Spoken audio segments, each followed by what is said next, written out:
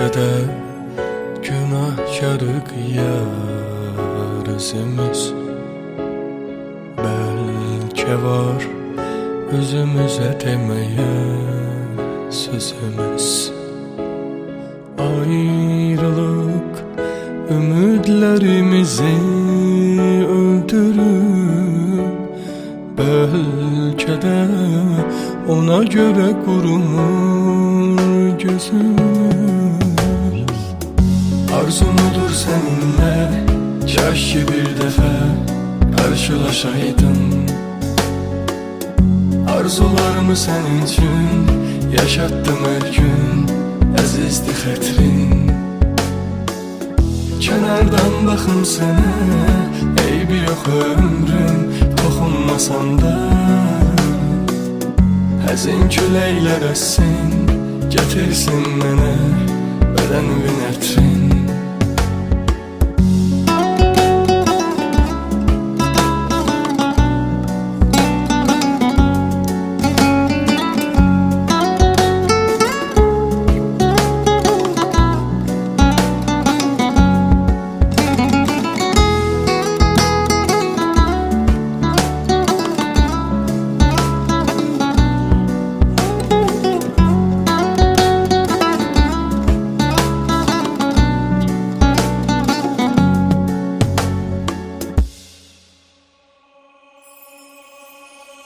Allah'ım nece yazıp ömrün kaderin.